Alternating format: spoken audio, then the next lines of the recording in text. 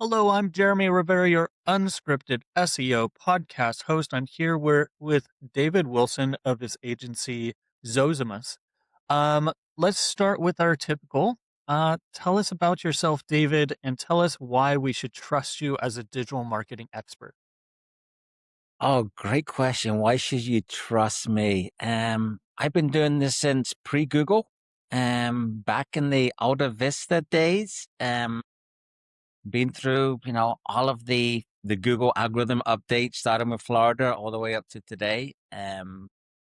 Work with a lot of big brand companies and small businesses. So, a lot of experience, and I think can trust because at the end of the day, I'm not trying to improve rankings for clients. I'm trying to drive business results, and that's through the lens and the focus of everything I try and do.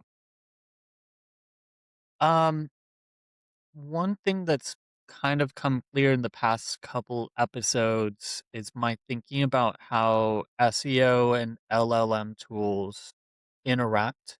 Would you agree with the phrase that it isn't search engine optimization anymore, it's search everywhere optimization now? Agree 100% with that. I think I wrote a blog post about it about a month ago, but it shows up in every conversation. So just some background. So Zozimus, I oversee all of our digital marketing efforts. So that's SEO, social, paid digital analytics, and AI. But this sort of came up for me as I was talking to clients around social media, and it's like you've got YouTube and Instagram and TikTok, and hundreds of millions, billions of people are doing searches on these on a daily, weekly basis. Um, and now it's like, well, these are becoming the primary search channels for a lot of Gen Z and under people. So, how do you optimize your content on your captions? And, what are you doing to make your content more findable on the social channels, not just for Google? And then you say you layer on top of that. Now you've got the LLM. So, it's your search, as you said, search is everywhere. And it's a big change for companies to understand that.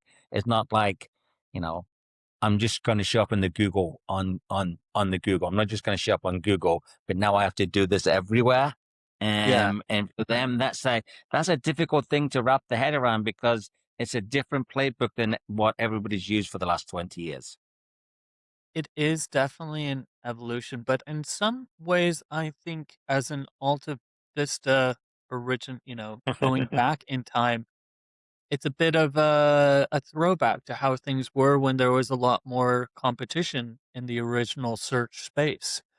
Google really stepped into a monopolistic status from 2010 to 2020, and Mhm. solidly, when anybody thought of search, it was just inherently understood on Google, but that's fractured. But we came from a wild, wild west. Alta Vista, Hotbot, Ask Jeeves. None of them were ascendant necessarily over the other. And even when Google came on the scene, it took share pretty quickly, but it took a while for them to nose out and push out. Yahoo was a real thing for a while. Mhm. Microsoft before it was Bing was a thing. Like these were Yes. different surfaces and different behaviors to address and to market towards. Is it really that now we're seeing more mature companies, a broader swath of companies ready to invest in digital versus in the late 90s? It was still a tremendous question mark of, is this a thing? How much ROI can I get on it? And kind of a change in behavior of C-suite of, hey, we need to be digital first on these things. So great question. I think there's two parts, but one is, yes, the C-suite is understanding that this is a fragmented market, right? And everybody is everywhere. And I think the growth of ChatGPT sort of got that switch. But as you go back to your point about, Google from 2010, so that's 16 years of that's the one playbook that everybody's used. So, right, some of us can go back to pre-Google and sort of reference that.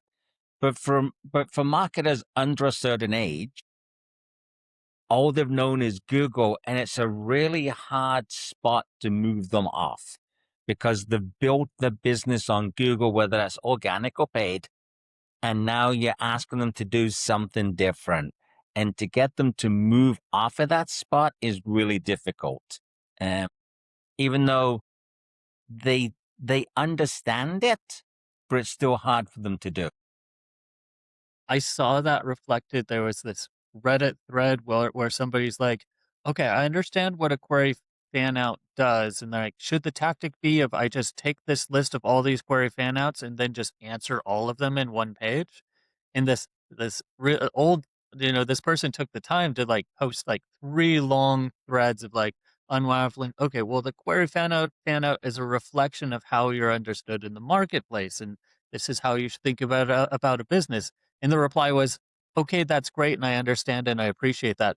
But should I just duplicate this list of query fan out items and like, make it explicitly list them on the page? And they're like, okay, let me go over this again. Like, it's not we're so used to being tacticians in a specific vein. It's I blame myself in part because I fell prey to, hey, the best way to improve a site audit is to make it a checklist. You check this item off on your SEO, and then the Yeah. game of SEO is just a completion list. And you go through and did you do this? Did you do that? Did you do this? Is page speed under this score? Then fix it this way with this, this, and this. Is the page bouncing around a little bit, or what is the keyword density on the page? You know, those were things that Uh-huh. were definite things that clients would ask for. I never went super hard on keyword density just as a proxy for, did we actually say the keyword? But that type of checklist mentality, that's going by the wayside, yeah? It really is. And again, clients have got used to that. But now you have to give them a little more information behind it. Like, why are you recommending this? And we'll often a tangent on that. One of the things that I've found with the LLMs is trying to get ChatGPT to understand who you are as a client. And the page that they actually go to for that is the About Us page, which is a page for for SEOs that we've ignored for most of the last 16 years, right? But there's because we're viewed as there's not any real SEO value, but there's now AI value to it, right? So there's some schema markup, but there's changes to that page now. So now we have to do the explanation to the client. It's not just checklist on this page, but we want to make these changes, and this is why. And then you can try and show them data. So I think there's a little more show and tell than what we've had in the past to explain we're doing this a little differently than we did, and this is why. And then this is what we're trying to get you from the result. That's definitely in line with my previous conversations with Jason Barnard of Calicube, all about entity optimization and analysis. Came out with my conversation with Grant Simmons, who's also an old dog, who came from AltaVista Times. And he said, entity home, you've got to build an entity home. And that's largely the about page. It should be the about page. I've seen it fall offsite and all of the information about a company is on another site and you're like, oh, that's terrible.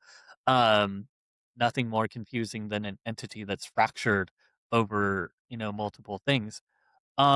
What is kind of your playbook of a specific tactic that's survived? What's an SEO tactic you still have in hand, you still execute on a regular basis, and is pretty much unchanged or is relatively unchanged?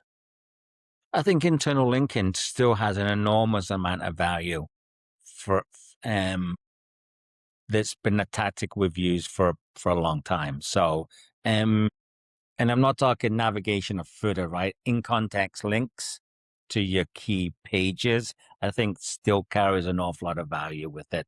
Because at the end of the day, you're telling Google, and while we're talking about LLMs and such everywhere, I mean, it's still you still need to be visible there.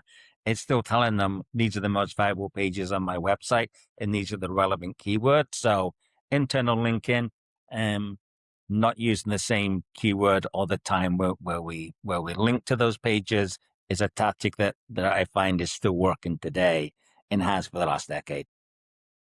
Is that as simple as just linking on longer phrases that contain that query or that specific word? So resisting the impulse of, you've got a keyword research tool. So just linking the word keyword research, include in the anchor text a little bit more of, when exploring keyword research, it's important to add context, is the whole phrase to link to. Or is it a more specific tactic of, I do X with the page. I analyze the relevant keywords and then specifically map out all of the unique different ways that I want these anchor texts to be diversified. Do you meaning do you intentionally take the steps to create your diversification, or do you just try to be more diverse in how you're selecting the context and not limiting yourself to a single keyword? Yeah, I think that it's a great question.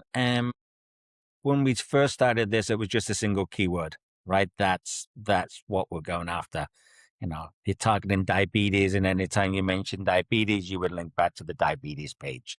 Um, but as the algorithms have got more sophisticated, as you said, now you're looking for the related keywords. It's not just diabetes and a 1, 2, and now it's insulin and insulin resistance, right? You're looking for those related keywords that can point back, that can give the search engine, the LLMs, a little more depth and content. And as a result, that page is going to rank for a wider variety of keywords. Curious if you've run into it because it's kind of a related topic. Going digging into some of the few tools that we have in SEO to kind of put our finger on the pulse. Um, and would you agree that right now we have, Google Analytics, we have Bing and Clarity, and we have Google Search Console, and then whichever pick your poison of your rank tracking slash SERP checking tool. Like that's the range of potential data sources that we can look to because Bing has Copilot query data, so does Microsoft Clarity. Google Search Console is obviously Google search information, and then Google Hmm. Analytics or Clarity kind of tells you the source slash behavior of where people are coming into your site. Um, is there any other tools that you've played around with to get more data or discovery, or is that kind of the full?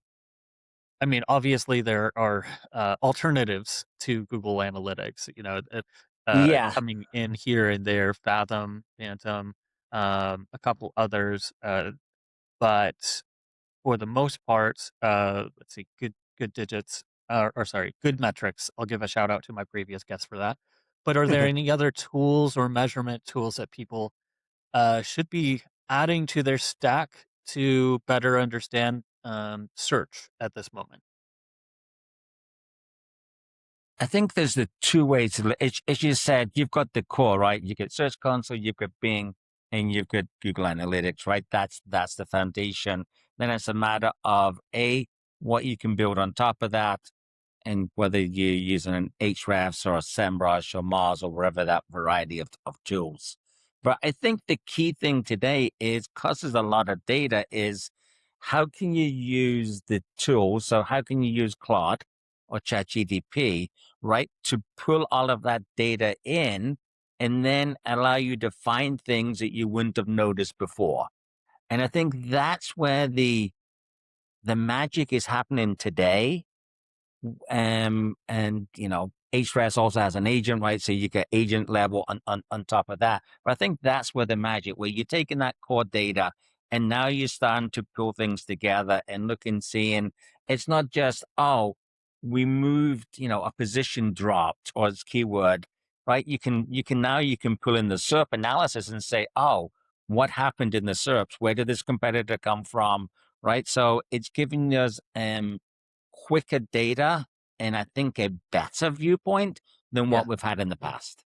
I would 100% agree. I was just meeting with Ben from Open SEO, and they have both a Google Search Console MCP built in when you add their MCP, and it's like a cheaper alternative. It's like $10 a month for it versus SEMrush. So it occurred to me this morning, and I ran across it.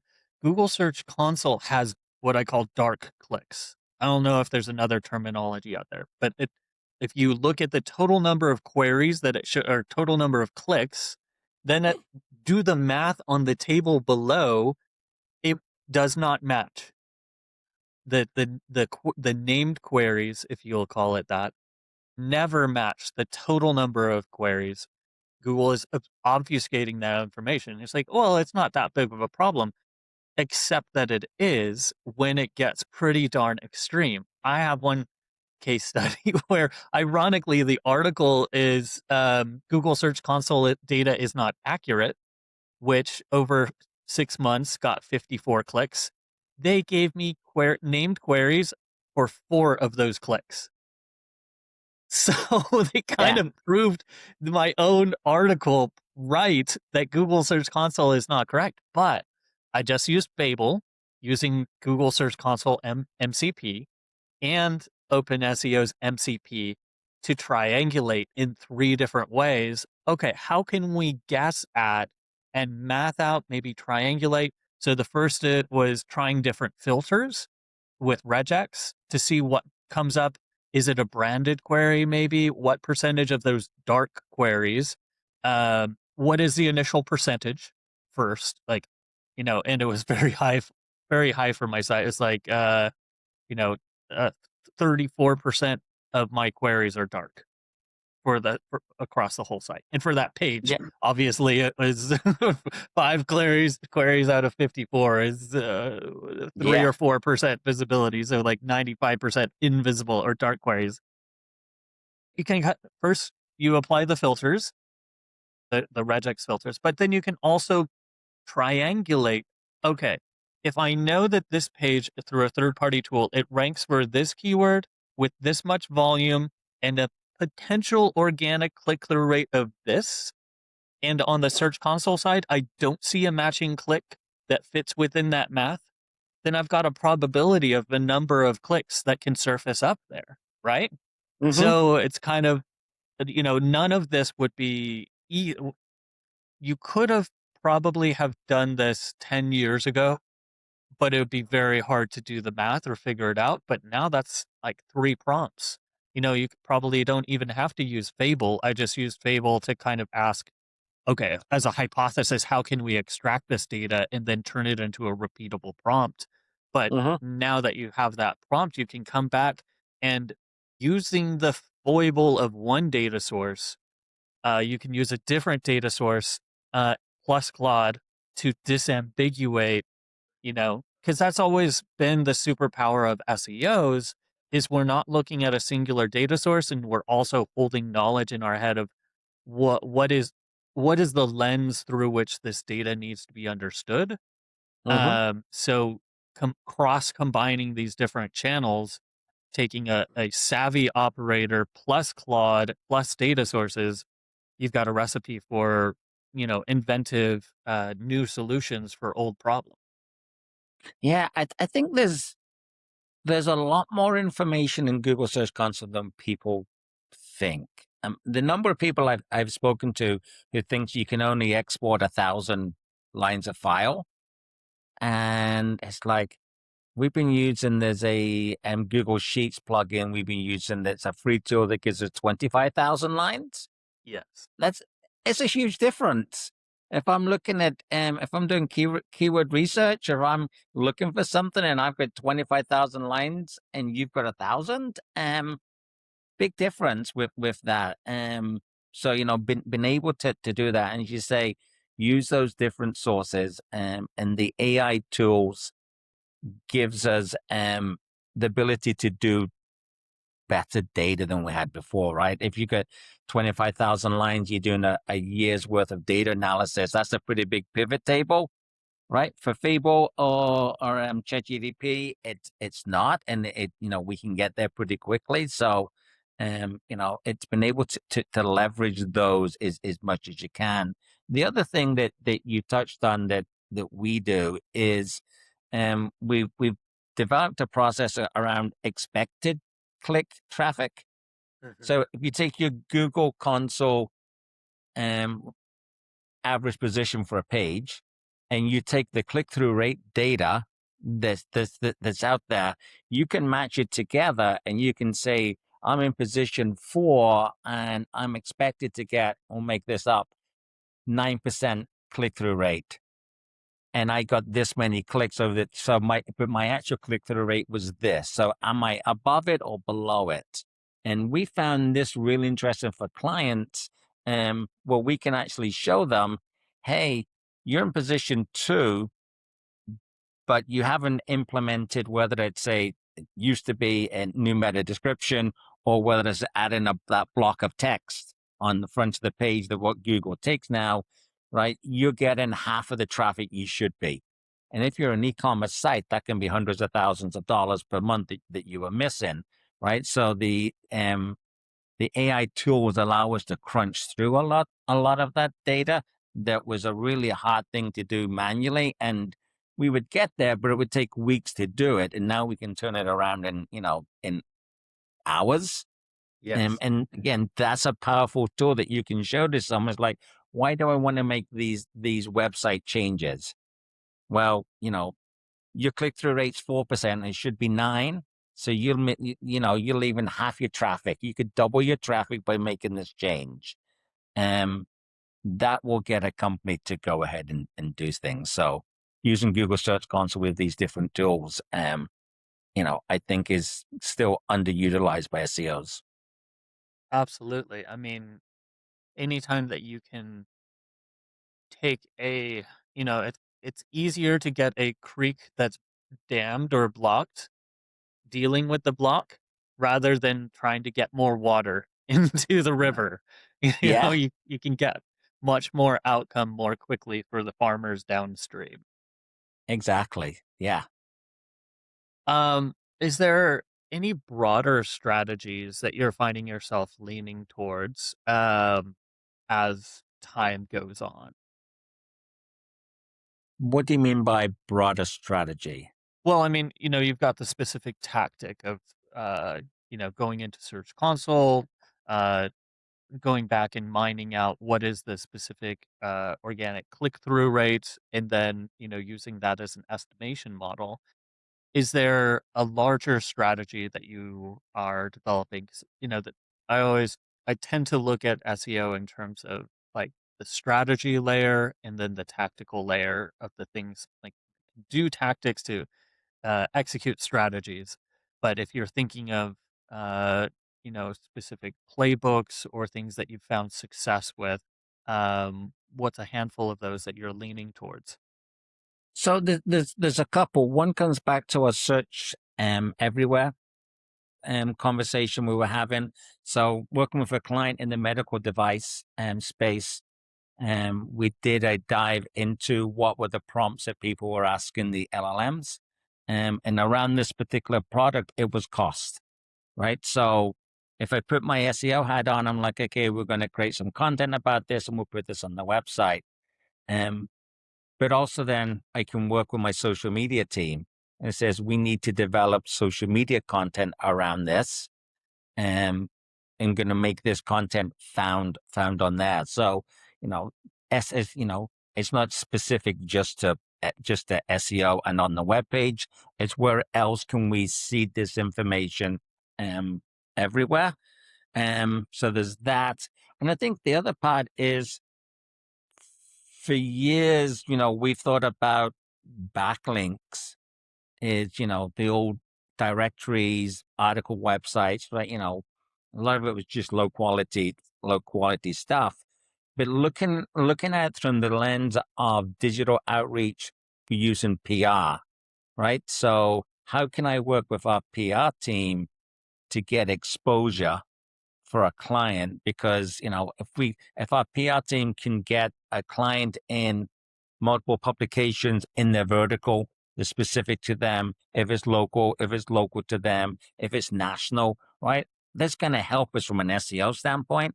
I don't have to hit them over the head and said, can you talk about this keyword and this keyword, right? It's, Yeah. can we get broader brand exposure for us? Because that will bring everything up. So that there's that.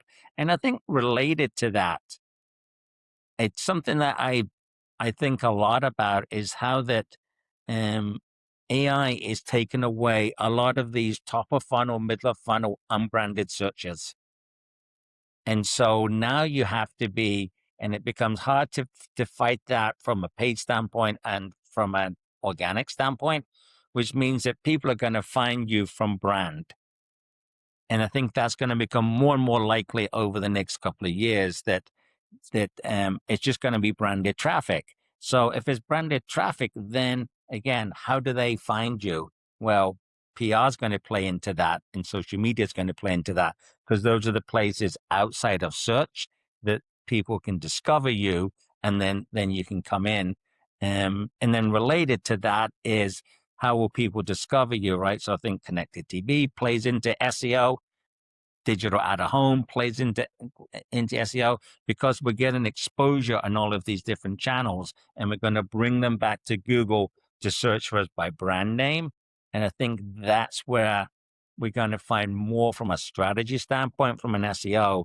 It's not just keyword on page. It's, what's a PR team doing about this, and what are we doing from a video standpoint on YouTube and YouTube Shorts, and how's that going to get ingested by the LLMs? So, I think all of those things play together about SEO. It's not just words on a page on a website.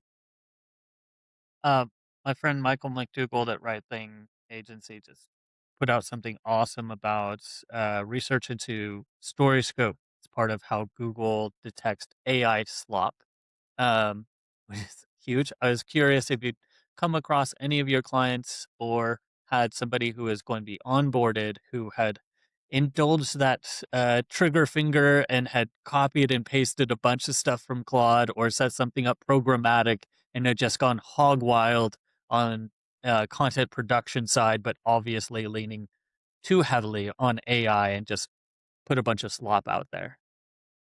I've seen the horror stories around that, where the companies that did, we put 10,000 pages up and look how Google search impressions went up, and then they dropped the next month is Google, and did that. We've been lucky in that we haven't done that, and because we've never recommended it. I think we've got caught occasionally by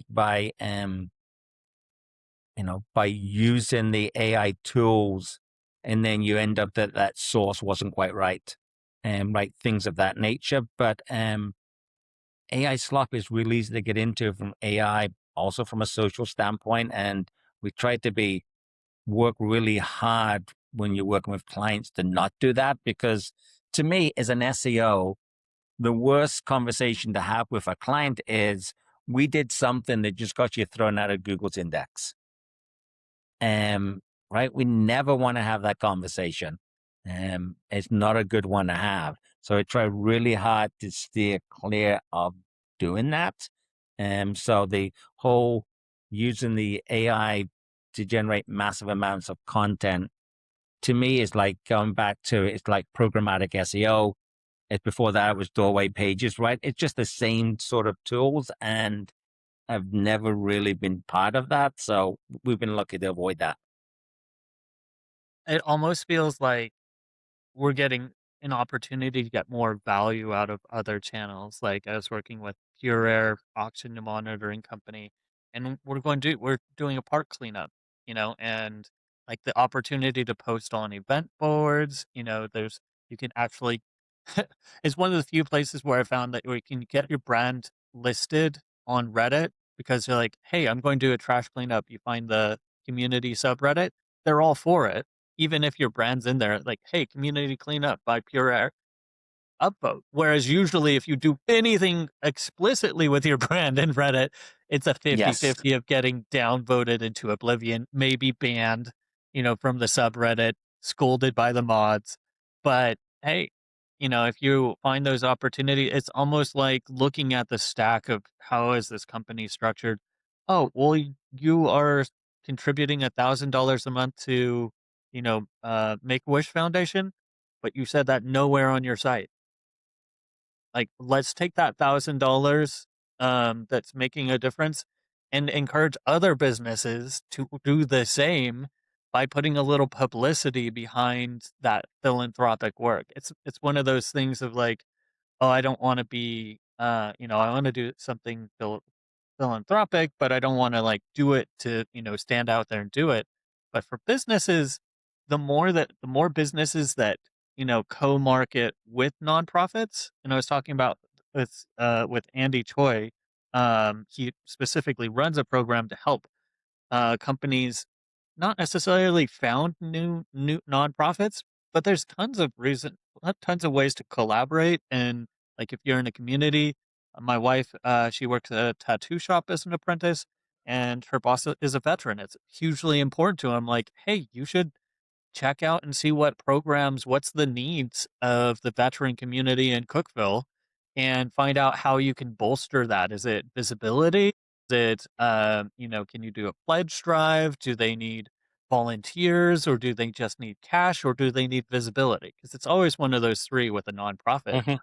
But Yeah. by doing that, that creates a type of footprint of links and visibility that if curated from an SEO perspective, you can get so much more bang for your buck and you can, do these digital marketing campaigns that are hybridized and get so much further than I'm going to pull up Ahrefs and here's my keyword list and here's your 4 blog posts for the month.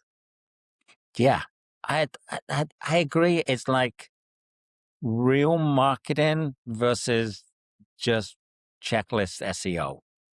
And right. And so, yeah, the checklist SEO is, yeah, there's those 4 blog posts and, you know, will it work? It might work in the short term. But, what you said is also hard to replicate because it takes time and effort, right? For that tattoo parlor to work out in the community with different veterans groups, right? That, that, that is not only great from a business standpoint for them, it becomes defensible from an SEO standpoint because they'll get links back to them.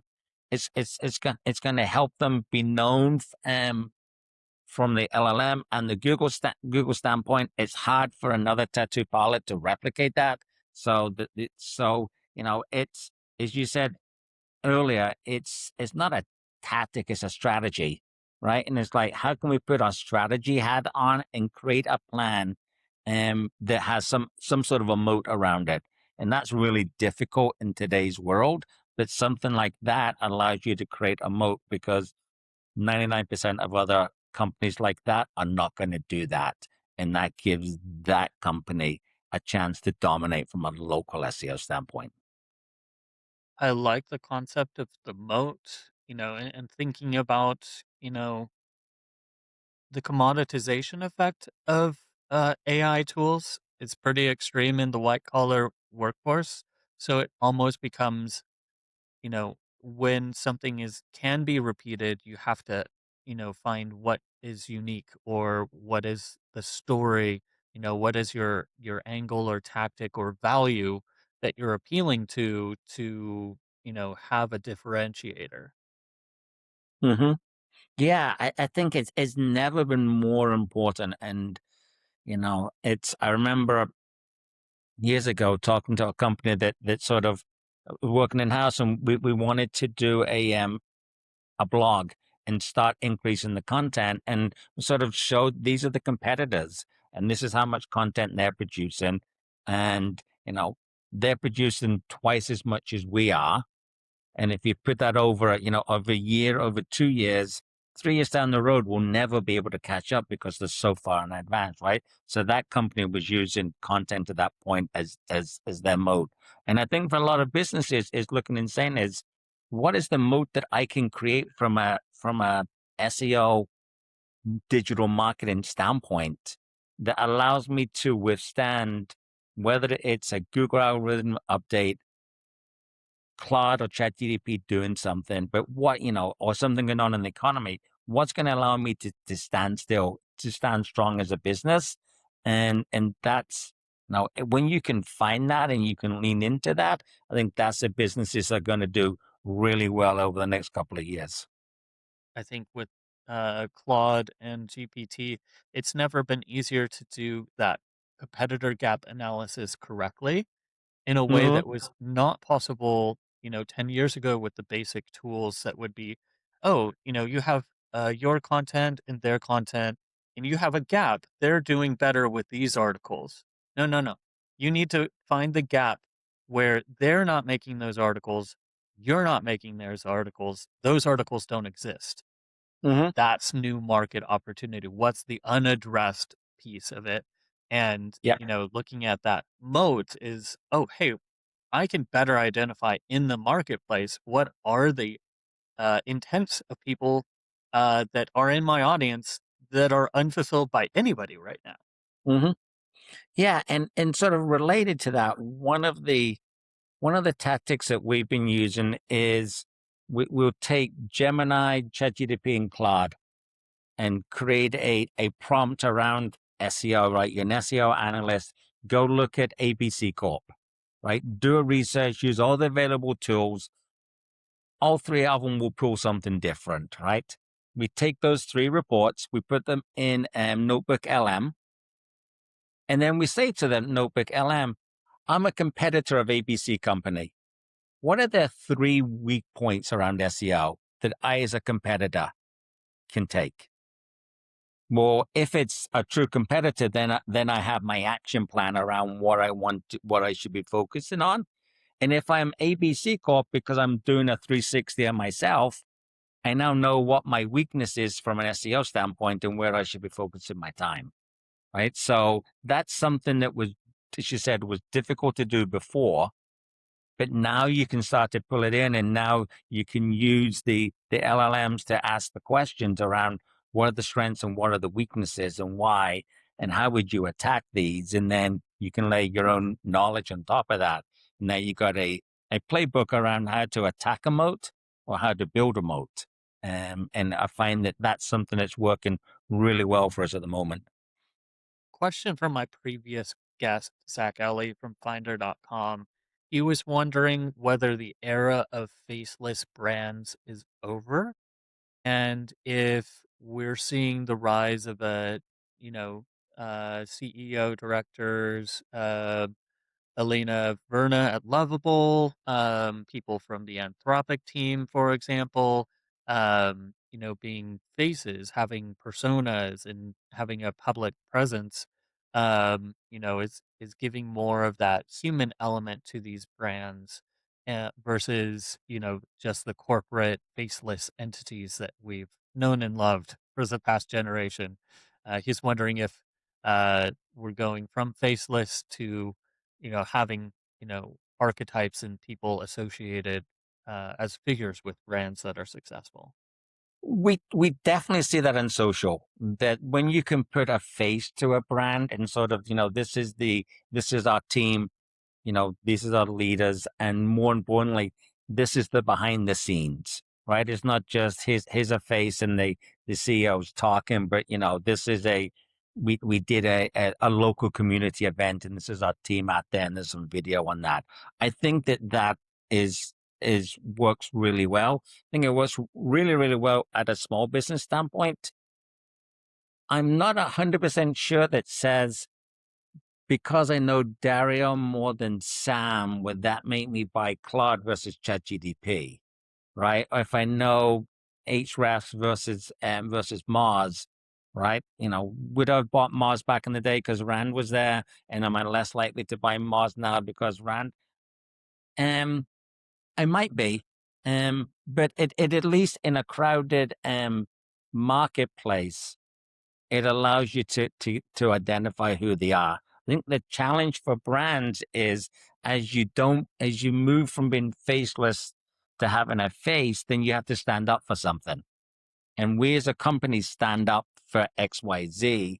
And for a lot of companies, that is really difficult because they're afraid that they are going to upset a percentage of the country or a percent of their audience because they don't agree with that. So for a lot of companies, there's that risk factor about putting themselves out there Yeah. for that. That's true because 'cause you've got the other side of it is humans are going to human, and if you're focused Yeah. on selling concrete walls in Florida, then you but you're nationwide, and if your CEO says something that leans one way on the political Richter scale versus another, then Yeah.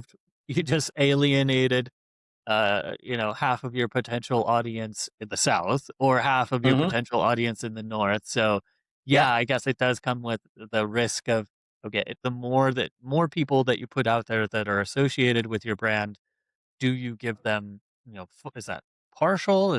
Are they just on the code side? And then if they do something controversial, then you have the repercussions of that. So maybe it's like within specific elements and in specific arenas, like surfacing people, to do the conference circuit or to do the podcast tours and, Hmm. get out there and have human to human conversations or even just leverage the superpower that is right now of human to human conversation of, doing internal interviews and introducing your CEO in a more controlled aspect or the director of development in a controlled aspect, but using that as a marketing vehicle, but not, putting them in the driver's seat of your entire company because they might drive it into a ditch. Yeah. And I think that the thought that came to mind as you were saying that, so I agree with that, but also there's a recruitment part of that, right? That is if I'm looking for a job and I want a job in marketing and I'm seeing a vice president of marketing or a CMO or whatever position on these different podcasts, different stuff, and the dynamic, and they got great ideas. I'm like, I want to go work for that person in that company Yeah. versus if it's just faceless, then it's just like it's company A versus company B. Like, it may end of the day, it might just come down to money, right?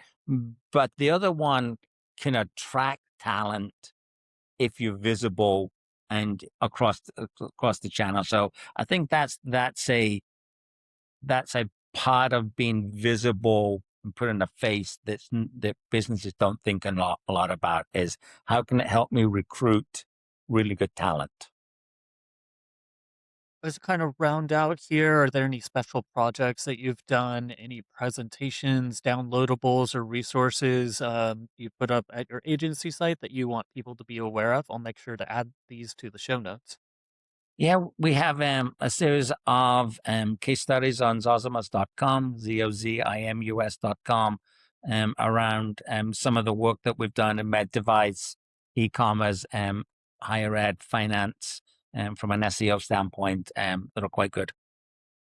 Well, I appreciate you stopping by and giving your wisdom on the topic. I'll make sure that you get all linked in the show notes. For my listeners, I've got a ton of new resources up on unscripted SEO.com, a whole hub library of all of my past guests. I've had 120 so far, broken up by topic. So you can find guests and, of course, read through David Wilson's recap if you wanted something specific that we talked about. I do a full account breakdown. He's going cross post an article with resources from the interview. So check out unscriptedseo.com for more information. And David, thanks for stopping by. Thank you very much, Jeremy. This has been great.